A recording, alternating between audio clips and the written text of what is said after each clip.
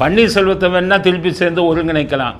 சசிகலாவையும் தினகரனையும் அதிமுகவில் சேர்த்தால் உடம்புல நல்ல ரத்தம் ஓடக்கூடிய எந்த அதிமுக தொண்டனும் அதை ஆதரிக்க மாட்டான். அது ஜெயலலிதா அவர்களின் ஆத்மாவும் எம்ஜிஆர் அவர்களின் ஆத்மாவும் இவர்கள் திரும்பி அந்த கட்சிக்கு வருவதற்கு ஏற்றுக்கொள்ள மாட்டார்கள். ஜெயலலிதா கூடவே இருந்து கொண்டு கருணாநிதிக்கும் கருணாநிதி குடும்பத்துக்கும் இந்த சசிகலாவும் தினகரனும் அவ்வளவு உதவியை செய்து அவர்களை பல ஆபத்துகளில் இருந்து ஜெயலலிதா அவர்களுக்கு தெரியாமல் காப்பாற்றினாங்க அவங்க. அதனால் அவருக்கு எம்ஜிஆரை விட நம்ம பெரிய ஆள், ஜெயலலிதாவோட பெரிய ஆளுங்கிற மாதிரி ஒரு எண்ணம் வந்துருச்சு. அதை தட்டுறதுக்காக இவர்களை போன்றவர்கள் வாய் திறந்தது நல்லது. அப்போவாச்சும் அவருக்கு உரைக்கும், நம்ம ஒன்றும் இல்லைப்பா, நம்ம ஜீரோ, எம்ஜிஆர் ஜெயலலிதாவால் தான் நம்மங்கிறத அவருக்கு உரைக்கணும். அதை உரைக்க வச்சுருக்காரு யார், இவர் நம்ம செங்கோட்டையன். 2 பேர் படத்தை வச்சு மாலை போட்டு தான் அவருக்கு உரைக்கும்னு நினைக்கிறேன்.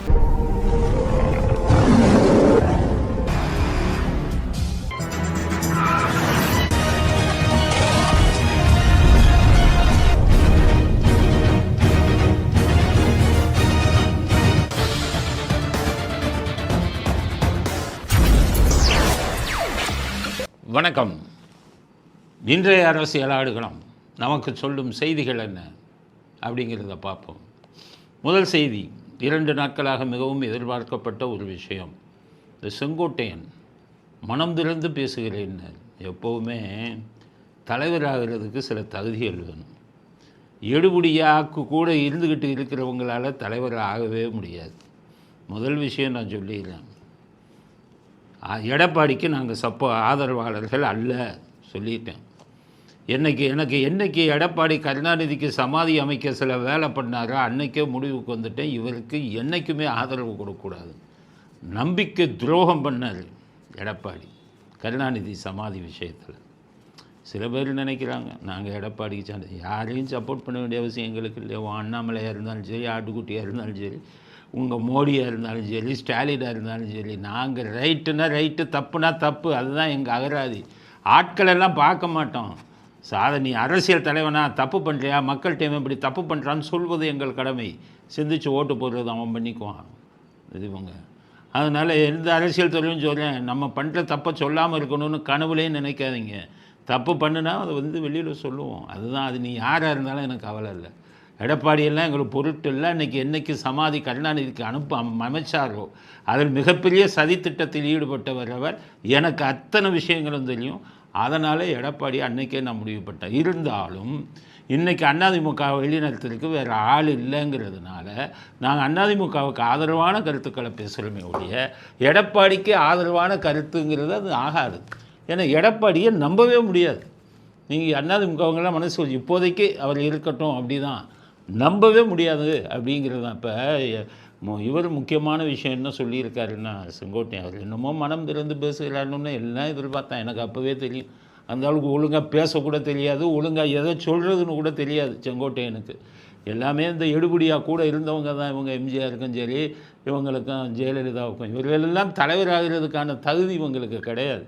பெருசாக பேசினார். என்னமோ நான் மனம் திறந்து பேசுகிறேன்னு ஒன்று, எல்லாரும் என்னத்தையோ மனத்தை திறக்க போகிறாரு, என்னத்தையோ பண்ண போகிறாரு. ஒரு விஷயம் உருப்படியாக பண்ணியிருக்காரு. எம்ஜிஆர் படம், ஜெயலலிதா படம், அண்ணா படத்தை வச்சுருக்காரு. அது தேவையில்லை. அண்ணாவுக்காக யாருக்கும் ஓட்டு விழுகலை. அண்ணானா யாருன்னு கேட்பாங்க. இப்போ நல்ல மனுஷன், அவ்வளோதான். அண்ணாவுக்கெல்லாம் ஓட்டு விழுகிற காலமெல்லாம் போயிடுச்சு. அண்ணாவே எம்ஜிஆர் நம்பி தான் இருந்தார். ஏன்னு கேட்டிங்கன்னா, அண்ணா ஒரு தடவை காரில் வரும்போது இப்போ கிராமத்து பெண்கள்லாம் நீங்கள் என்ன எம்ஜிஆர் கட்சியான்னு கேட்டாங்க. அன்னைக்கு தான் அண்ணாவுக்கு அடித்த மாதிரி இருந்தது முகத்தில். முன்னாடி இவங்கெல்லாம் நம்ம பேச்சால் மயங்குகிறார்கள், நம்ம இதில் பேச மயங்குகிறார்கள்னு நினச்சிக்கிட்டு இருந்தது இந்த கூட்டம், அண்ணாதுரை உட்பட. ஆனால் இவர் காரில் போகும்போது கிராமத்து பெண்கள்லாம் இது எம்ஜிஆர் கட்சியான்னு கேட்கும்போது தான் அண்ணாதுரைக்கு சுட்டது. நம்ம கட்சி நம்ம நினச்சி எல்லாம் மக்கள் நினைக்கிறாங்கன்னு நம்மளை எவனும் பொருட்டாக மதிக்கலை. எம்ஜிஆரை தான் மதிக்கிறாங்கங்கிறது அன்னைக்கே அண்ணா புரிஞ்சுக்கிட்டார். அதனால் எம்ஜிஆர் செல்வாக்கால் தான் அண்ணாதுரைக்கே ஓட்டு கிடைச்சது. அண்ணாதுரை முதலமைச்சர் ஆனார். அதனால் இப்போ நீங்கள் அண்ணா ஃபோட்டோவெல்லாம் வச்சுக்கிறது தேவையில்லை, எம்ஜிஆர் ஃபோட்டோலேருந்து வைங்க. சரி, அது உருப்படியாக ஒரு வேலை பண்ணியிருக்கார் யார், செங்கோட்டையன். எம்ஜிஆர் ஃபோட்டோ, கருணாநிதி ஃபோட்டோ, இது அண்ணன் ஜெயலலிதா அவர்கள் ஃபோட்டோ வச்சு மாலை போட்டு வச்சுருக்கார். அது எதுக்குன்னு கேட்டிங்கன்னா, அடி எடப்பாடிக்கு. எடப்பாடி தான் அண்ணா எம்ஜிஆர் படத்தையும் அண்ணா ஜெயலலிதா படத்தையும் வைக்கிறதே இல்லையே. ஐஏஎஸ் ஆஃபீஸர் எனக்கு தெரிஞ்சு ஐஏஎஸ் ஆஃபீஸர் சொல்லியிருக்காரு, அம்மா படத்தையும் எம்ஜிஆர் படத்தையும் குறைச்சிட்டு என் படத்தை பரிசா வைங்கன்னு சொல்லியிருக்காரு. அதனால் அவருக்கு வந்து எம்ஜிஆரை விட நம்ம பெரிய ஆள், ஜெயலலிதாவோட பெரிய ஆளுங்கிற மாதிரி ஒரு எண்ணம் வந்துருச்சு. அதை தட்டுறதுக்காக இவர்களை போன்றவர்கள் வாய் திறந்தது நல்லது. அப்போவாச்சும் அவருக்கு உரைக்கும், நம்ம ஒன்றும் இல்லைப்பா, நம்ம ஜீரோ, எம்ஜிஆர் ஜெயலலிதாவால் தான் நம்மங்கிறத அவருக்கு உரைக்கணும். அதை உரைக்க வச்சுருக்காரு யார், இவர் நம்ம செங்கோட்டையன். 2 பேர் படத்தை வச்சு மாலை போட்டதை அவருக்கு உரைக்கும்னு நினைக்கிறேன். அந்த ஒரு விஷயந்தான் அவர் செஞ்சதில் உருப்படியான விஷயம். செங்கோட்டையன் என்ன சொல்கிறாரு, நான் இது ஜெயலலிதா அவர்கள் இறந்த பிறகு 2 வாய்ப்பு வந்தது, அதை நிராகரித்தேன். நிராகரிக்கவும் இல்லை, ஒன்றும் இல்லை. செங்கோட்டையன் அந்த சசிகலா அம்மா யார் முதலமைச்சர் ஆகிறோன்னா அத்தனை கோடி எனக்கு கொடுங்கன்னு கேட்டாங்க. அவளை பணம் என்கிட்ட இல்லைம்மான்னு அது செங்கோட்டையன் நிராகரிச்சுட்டாரோ. பணம் இல்லை, எடப்பாடி அதிக பணம் கொடுத்தாரு, அதனால் சசிகலா அவர் முதலமைச்சராக்குனாங்க. சொல்கிறார் இவர் செங்கோட்டையன், இவரையும் முதலமைச்சராக்கியவர் அம்மா இவங்க தான், சசிகலா தான். இந்த காலில் விழுந்து விழுந்து உங்களுக்கெல்லாம் சுரணையே இருக்காதுன்னு நினைக்கிறேன். சசிகலா காலில் விழுந்து விழுந்து இன்னும் அடிமைகளாகவே இருக்கீங்களே, எதிர்த்து பேசுகிறதுக்கு முதுகெலும்பு கிடையாது உங்களுக்கெல்லாம். நீங்கள்லாம் ஒரு மந்திரிகளாக இருந்து இதாக இருந்துக்கிட்டே இன்னும் வெக்கமாக இல்லையா உங்களுக்கெல்லாம்? எம்ஜிஆர் காலத்திலிருந்து எம்எல்ஏக்கள் இருந்து உங்களுக்கு ஒரு முதுகெலும்பு வேணாம்? இன்னும் சசிகலா தின காலில் தொட்டு தொட்டு கும்பிட்டதுன்னு தான் ஞாபகம் இருக்கா? அடித்து பேசுங்களேன். அவர் சொல்கிறார், எடப்பாடியை முதலமைச்சராக கை காட்டியவர் சசிகலா தான். சும்மாவாக கையை காட்டினாங்க? செங்கோட்டையன் எத்தனை கோடி வாங்கினாங்க சசிகலா, உங்கள் சசிகலா முதலமைச்சர் ஆக்குறதுக்கு? இன்னமும் தியாகியா? அதனால் அதெல்லாம் இது பண்ணிக்கோங்க. சசிகலா புராணம் பாடாதீங்க. சசிகலாவை நான் ஏன் எதிர்க்கிறேன்னா, ஜெயலலிதா கூடவே இருந்து கொண்டு கருணாநிதிக்கும் கருணாநிதி குடும்பத்துக்கும் இந்த சசிகலாவும் தினகரனும் அவ்வளவு உதவியை செய்து அவர்களை பல ஆபத்துகளிலிருந்து ஜெயலலிதா அவர்களுக்கு தெரியாமல் காப்பாற்றினாங்க அவங்க. அது மட்டுமா, எத்தனை 1000 கோடி எத்தனை லட்சம் கோடி அந்த அம்மா இன்னைக்கு சாகும்போது அவங்க இறந்ததுக்கு காரணமே அவங்களுடைய சிறைவாசம்தான். அந்த சிறைவாசத்துக்கு காரணமானவங்க இவ்வளவு தானே, இவங்க தானே. இத்தனை லட்சம் கோடி அவங்களுக்கு எப்படி வந்தது? பாய்ஸ் கார்டனில் 10-15 கிரவுண்டு லேண்டை வாங்குறது அளவுக்கு இவர்களுக்கு என்ன வருமானம்? அவங்க பேரை கெடுத்தது இவங்க தான். அதனால் இவர்களுக்கு மன்னிப்பே இல்லை. அதிமுகவில் வந்து எம்ஜிஆர் ஜெயலலிதாவின் அவர்கள் ஆத்மா அவர்களை சேர விடாது. அதைத்தாண்ட தான் இன்னும் உங்களுக்கு போய் என்ன ஜாலியாக வச்சுக்கிட்டு மனம் திறந்து பேசு. மனத்தை திறந்தீங்க? 10 நாளைக்குள்ளே அதிமுகவை ஒருங்கிணைக்கணுமா? அதுதான் மனம் திறக்கிறதா? மனத்தை திறக்கிறோன்னே என்னமோ ரகசியத்தை சொல்ல போகிறாரு அப்படின்னு பார்த்தா, அந்த நம்பர் 2 2ஆம் கட்ட தலைவர் 3வது கட்ட தலைவர்கள், தலைமை பண்பு இல்லாத தலைவர்கள் இப்படி தான் பேசுவாங்க. அதனால் உங்களுக்கு தலைமை பண்பு இல்லை. இணைக்கணும், ஒருங்கிணைக்கணும் அப்படின்னா யாரை ஒருங்கிணைப்பீங்க? தினகரனை ஜெயலலிதா அடித்து விரட்டினாரா இல்லையா போயஸ் கார்டனை விட்டு? அப்போ ஜெயலலிதாவின் ஆத்மா உங்களை மன்னிக்குமா? தினகரன் நீங்கள் திருப்பி அதிமுகவுக்கு ஒன்றாந்து ஒருங்கிணைத்தார். பன்னீர்செல்வத்தை சொல்லுங்கள். நான் பன்னீர்செல்வத்தை இன்னமும் அவர் பரவாயில்ல, விலகி போனாலும் ஒரு தனி கட்சி ஆரம்பிக்கலை. உங்களை மாதிரி அம்மா முன்னேற்ற கழகம்னு அந்த தினகரனை மாதிரி ஒரு தனி கட்சி அமைக்கலை. அவருக்கு உண்மையிலேயே ஜெயலலிதா அவர்கள் மீது வந்து அவருக்கு வந்து மரியாதை உண்டு. பன்னீர்செல்வத்துக்கு அந்த மரியாதை இந்த சசிகலாவுக்கும் கிடையாது, தினகரனுக்கும் கிடையாது. அதனால் என்ன சொல்கிறேன் என்றால், பன்னீர்செல்வத்தை வேணால் திருப்பி சேர்ந்து ஒருங்கிணைக்கலாம். சசிகலாவையும் தினகரனையும் அதிமுகவில் சேர்த்தால் உடம்புல நல்ல ரத்தம் ஓடக்கூடிய எந்த அதிமுக தொண்டனும் அதை ஆதரிக்க மாட்டான். அது ஜெயலலிதா அவர்களின் ஆத்மாவும் எம்ஜிஆர் அவர்களின் ஆத்மாவும் இவர்கள் திரும்பி அந்த கட்சிக்கு வருவதற்கு ஏற்றுக்கொள்ள மாட்டார்கள். 2 பேர் ஆத்மாவும். அதைத்தான் நான் சொல்கிறேன். இதுதான் சொல்லியிருக்கேன். இப்போ இதில் வந்து என்னென்னு கேட்டிங்கன்னா, எல்லாத்தையும் ஒருங்கிணைக்கணும். எப்படி ஒருங்கிணைக்க முடியும்? செங்கோட்டையனுக்கு சேலஞ்சு பண்ணுறேன், சவால் விடுறேன். கோபி செட்டிபாலத்தை விட்டு வெளியில் வர முடியாது. ஒரு செல்வாக்கு கிடையாது. காரி துப்புவான் அதிமுக தொண்டனுங்க. பெரிய யோகியமான தலைவர்களா? ஏன் உங்களை மந்திரியை விட்டு தூக்குனாங்க ஜெயலலிதா? கதை சொல்லவா? உங்கள் மனைவி கொடுத்த புகார் கதை சொல்லவா? உங்கள் பிஏ கதை சொல்லவா? எல்லாம் பெரிய உத்தமர்களா நீங்கள் தான். என்னமோ அதிமுகவின் இது உள்ளேயே இருந்தீங்க, நல்ல விஷயத்தை பேசுவீங்கன்னு பார்த்தா, எம்ஜிஆர் எஸ்டி சோமசுந்தரம் வீட்டுக்கு போனாராம், கோவைச்செல்லியும் வீட்டுக்கு போனாராம். நான் நினச்சேன் எம்ஜிஆர் காலத்தில் இருக்கிற ஒரு இளவும் தெரியல சிவனுக்கு, இவருக்கு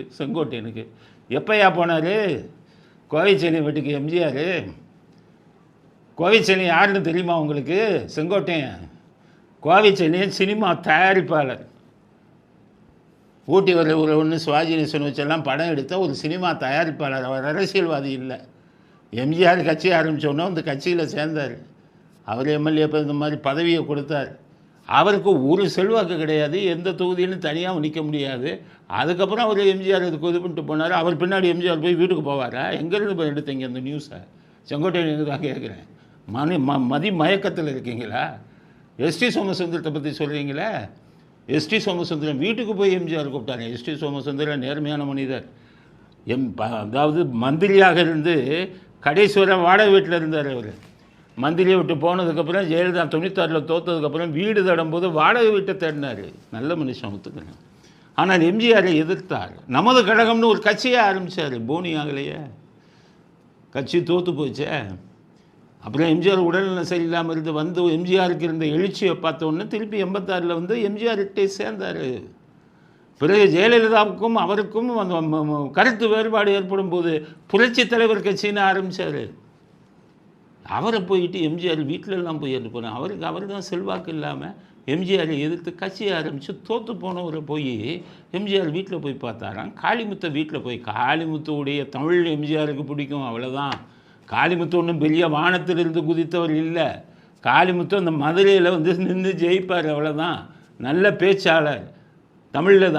அதனால் எம்ஜிஆருக்கு அவர் மீது மரியாதை உண்டு, அவ்வளோதான். காளிமுத்தெல்லாம் போய் வீடு தேடி போய் அவரை இது வந்து இது விரிச்சாங்களா, சிவப்பு கவனம் விரிச்சு கூப்பிட்டாங்களா காளிமுத்துவெல்லாம்? காளிமுத்து எம்ஜிஆர் பின்னாடி தான் தெரிவார். எம்ஜிஆர் போராடலாம் பின்னாடி சுற்றிக்கிட்டு இருப்பார். செங்கோட்டையனை பார்த்தா எம்ஜிஆரை விட பெரிய ஆளுங்க இருக்கிற மாதிரி எல்லாத்தையும் பேசிக்கிட்டு இருக்கீங்க. சரி, காளிமுத்து எஸ்டி சோமசுந்தரம் வீட்டுக்கு போய் பார்த்தாரு. நீங்கள் எஸ்டி சோமசுந்தரமும் சசிகலாவும் ஒன்றா மந்திரி பதவி முடிஞ்சு போகும்போது கூட வீட்டு வாடகைக்கு தேடிக்கிட்டு இருந்தவரும் இப்போ 15 கிரவுண்டு இல்லை இதில் இப்போ மாளிகை கட்டி சசிகலாவும் ஒன்றா இருக்க முடியுமா? எஸ்டி சோமசுந்தரமும் அவரும். இவரெல்லாம் ஊரை தூக்குறதுல தோல்வி. எனக்கு என்ன பல விஷயங்கள் சசிகலா செய்த துரோகங்கள் எனக்கு தெரியும். ஜெயலலிதா அவர்கள் பல விஷயம் என்னால் பேச முடியாது. எல்லாம் உங்களுக்கு தெரியுமா? செங்கோட்டையன் தெரியுமா? போனால் அப்படி காலில் சாஸ்டாங்கமாக விழுகிறது. அந்த அம்மா காலில் விழுதுகிட்டு இப்படின்னா கையை கட்டிக்கிறது. இதை கட்டிக்கிட்டு நீங்கள்லாம் பெரிய தலைவர்கள், நீங்கள்லாம் மனம் திறந்தீங்களா? மனத்தை திறக்க தெரியுமா? முதல்ல இன்னும் அடிமையாகவே சசிகலாவின் கொத்தடிமையாக இருந்து கொண்டிருக்கிற ஆள் நீங்கள். உங்களுக்கு வந்துக்கிட்டு இவருக்கு டிடிவி தினகரனுக்கு ஆதரவு. டிடிவி தினகரனை பற்றின அத்தனை கதையும் உங்களுக்கு தெரியுமா? டிடிவி தினகரன் கட்சி நடத்தும் போது என்னென்ன விஷயம் பண்ணாருன்னு தெரியுமா? கட்சி நிர்வாகிகளை கூட்டிகிட்டு வந்து நிறுத்தவா? குறிப்பாக பெண் கட்சி நிர்வாகிகளை கூட்டிகிட்டு வந்து நிறுத்தவா? எல்லாம் பெரிய தலைவர்கள். இவங்க எம்ஜிஆர் பேரையும் ஜெயலலிதா பேரையும் சொல்கிறதுக்கு ஒருத்தனுக்கும் இது கிடையாது, யோகியதை கிடையாது. ஒரு எடப்பாடியும் சேர்த்து தான் சொல்கிறேன், யோகியதை கிடையாது. நீங்கள்லாம் வச்சுக்கிட்டு ஆடிக்கிட்டு இருக்கீங்களா? நான் இப்போதைக்கு எடப்பாடி வந்துக்கிட்டு அதை நடத்திக்கிட்டு இருக்காருன்னு நம்ம அமைதியாக இருக்கோம். அவர் சிறந்த தலைவர், தகுதியான தலைவர்னு நான் சொல்லவே இல்லை. ஏதோ போகுது அப்படின்னு. அதனால் அதிமுகவில் வந்துக்கிட்டு ஒரு இதை கொடுப்பாராம், ஒருங்கிணைப்பாராம். கிழிச்சு இங்கே ஒருங்கிணைக்கிறதுக்கு முதல்ல தகுதி இருக்கா? அதுக்கான அறிவு இருக்கா உங்களுக்கு? என்னையா அந்த மாதிரி அதிமுகவை போட்டு சீரழித்து கொண்டிருக்கிறீர்கள். ஜெயலலிதா இருக்கும்போது எடுபடியாக இருந்தவர்கள் எல்லாம் இன்று தலைவர்களாகி விட்டீர்கள். அதனால தான் அதிமுக தொண்டர்களுக்கு சொல்கிறேன், பார்த்துக்கிட்டே இருங்க, கவனிச்சுக்கிட்டே இருங்க. எவரும் வந்துவிட்டு தலைமை பதவிக்கு தகுதி இல்லாதவங்க, இப்போ தகுதி உள்ளவங்க இப்போ யாருமே கிடையாது. எல்லாம் எம்ஜிஆர் பேரை வச்சு ஜெயலலிதா பேரை வச்சு பொழப்பு நடத்துகிற ஆளுங்க தான் இன்றைக்கி இருக்காங்க. அதனால் எல்லோரும் அமைதியாக இருங்கள். தேர்தல் வரும்போது அதுவரை அதிமுகவை எப்படி உடைக்கணுமோ அதை ஏன் உடைக்கிறான்? ஓபிஎஸ்ஸை சேர்த்துக்கலாம், நான் எதிர்ப்பு தெரிவிக்கவில்லை. இன்றைக்கி வரை ஓபிஎஸ் விசுவாசமாக இருக்கார் எம்ஜிஆருக்கும் ஜெயலலிதாவுக்கும். கட்சியை ஆரம்பிக்க மாட்டேன்ட்டு ராமநாதபுரத்தில் போய் நிற்கும்போது கூட பிஜேபியில் நிற்க மாட்டேன்னு சுயேட்சையாக நின்றார், வேறு கட்சியை ஆரம்பிக்கலை. ஆக கட்சிக்கும் எம்ஜிஆருக்கும் ஜெயலலிதாவுக்கும் விசுவாசமாக இருந்தார். அந்த விசுவாசம் தினகரன்ட்ட இருக்கா? வெளியில் வந்து அம்மா முன்னேற்ற கழகம்னு ஆரம்பிக்கலை. வெளியில் வந்து ஒவ்வொருத்தர்கிட்டையும் ஓட்டுக்கு பணம் கொடுத்து என்னென்ன வேலையெல்லாம் பண்ணாங்க. பல விஷயங்கள், பல பெண் நிர்வாகிகள் தினகரன் கட்சியில் எனக்கு தெரியும் என்ன நடந்ததுன்னெல்லாம். வரட்டும், எல்லாத்துக்கும் ஆதாரம் எங்களிடம் இருக்கிறது. ஆதாரத்தை ஏதாச்சும் பிரச்சனை பண்ணிங்கன்னா தகுந்த நேரத்தில் ஆதாரத்தை போட்டு கொடுப்போம். நீங்கள் எல்லாம் பெரிய யோகியர்கள், இவங்களெல்லாம் ஒருங்கிணைச்சி தினகரன் வந்தால் எத்தனை ஓட்டு விழுகும்? இந்த செங்கோட்டையன் தான் கேட்குறேன். தினகரனின் சசிகலாவின் அடிமையான உங்களை தான் கேட்குறேன். சசிகலா இன்றைக்கி போய் இது பண்ணி நின்னா எந்த தொகுதியில் எவ்வளோ ஓட்டு கிடைக்கும்? கிடைக்கிற ஓட்டும் போயிடும். சசிகலா முகத்தை காமிச்சிங்கன்னா தினகரன் போனால் கிடைக்கிற ஓட்டும் கிடைக்காது. ஆனால் இவர் அப்படி இல்லை. ஓபிஎஸ் கட்சி ஆரம்பிக்கலை, எந்தவித நிபந்தனையும் இல்லைன்னு கெஞ்சுறாரு, சேர்த்துக்கங்க. அதை சேர்க்காமல் இருப்பது எடப்பாடியின் சர்வாதிகாரத்தனம். அதில் நான் எடப்பாடியை இது பண்ணியிருக்கோம், கண்டிச்சிருக்கோம். எடப்பாடிக்கு கட்சியை அரவணைத்து போக தெரியவில்லை. எதிர்ப்பவர்களை காணாமல் போக வடிக்கக்கூடிய சக்தி அவருக்கு திறமையும் இல்லை. இவர்களிடம் அதிமுக மாட்டிக்கொண்டு முழிக்கிறது. ஆனால் தொண்டர்கள் எல்லோரும் ஒற்றுமையாக இருந்தது. வேடிக்கை பார்ப்போம் யார் எப்படி பண்ணுறாங்கன்னு, அதுக்கப்புறம் முடிவு செய்வோம். இதில் அண்ணாமலை குழம்பிய குட்டையில் மீன் பிடித்து கொண்டிருக்கிறார். நல்லா புரிஞ்சுக்கோங்க பிஜேபிக்காரங்களும்.